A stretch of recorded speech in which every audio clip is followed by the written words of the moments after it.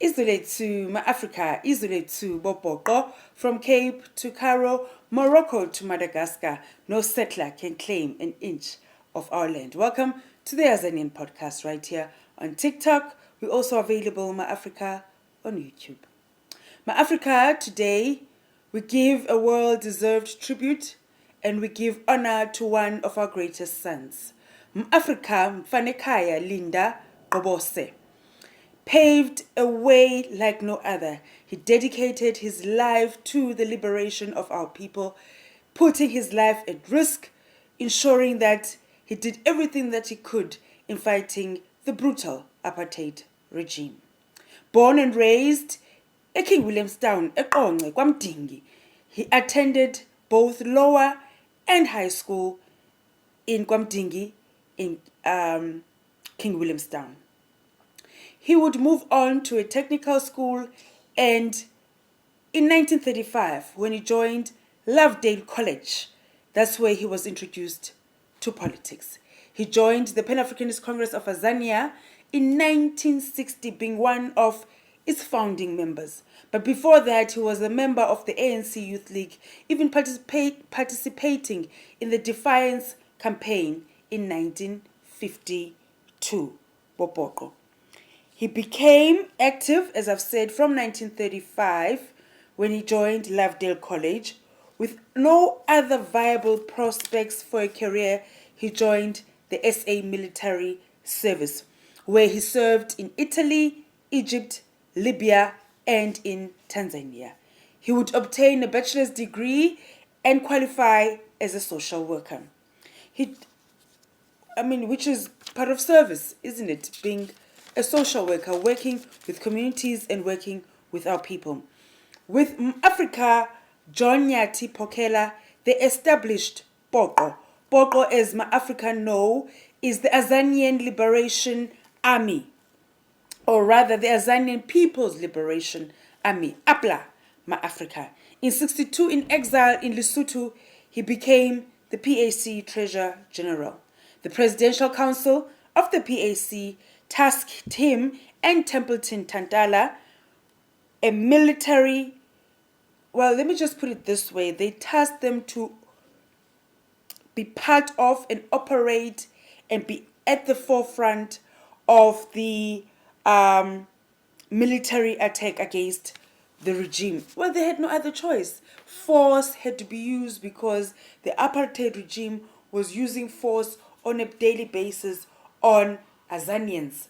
Every day our people were killed, every day our people disappeared, our people have been found in mass graves. So the only way that we can ensure that the message was sent that our land had to be returned back to its people, that we were fighting the regime, was through force and through the great military wing of APLA, that is Upoqo.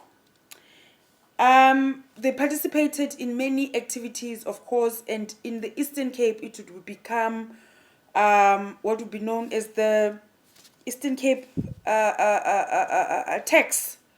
He was arrested, of course, and spent 3 years in prison under the Violence Abroad Proclamation Act in 1963. They continued with these attacks until the Lesotho government detained him and expelled him in 1971. He left for Zaire, otherwise now known as the Democratic Republic of the Congo, and he left Zaire for Tanzania, where he was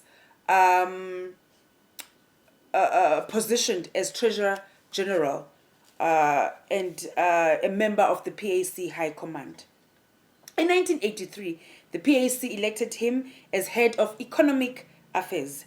He traveled all over the world with the head of social welfare, MAfrika Nomvo Boy. We know, of course, MAfrika Nomvo Boy, one of the women leaders within the PAC and one of the women leaders, not only within the PAC, but in Poqo, in APLA, which was unheard of for women to participate in those roles. But she played such a pivotal role, and she ensured that women were represented within APLA. He has contributed his life tirelessly to the PAC, even being part of the delegation that was at the forefront, part of the negotiations with the apartheid government, the apartheid regime that would lead to the 1994 elections. He was part of the PAC delegation who were involved in those negotiations. He raised funds for the PAC across the world. He ensured that the PAC was established, that Poqo was established, and that whatever needed to be done for Poqo, for APLA, for the PAC was done all over the world. He left an indelible part within Azania. He's left a mark that is unprecedented, MAfrika, and his commitment to Poqo and his commitment to APLA was always unwavering. During President Thabo Mbeki's tenure, he was awarded the Order of Luthuli in silver for his contribution towards the liberation of Azania, ensuring that a just Azania was established. So he dedicated his life to the movement, he dedicated his life to Poqo, and he did all that he could in fighting for the liberation of our people. He died in 2003, MAfrika. So he lived a life of service to the PAC, and service to Poqo, and service to Azania.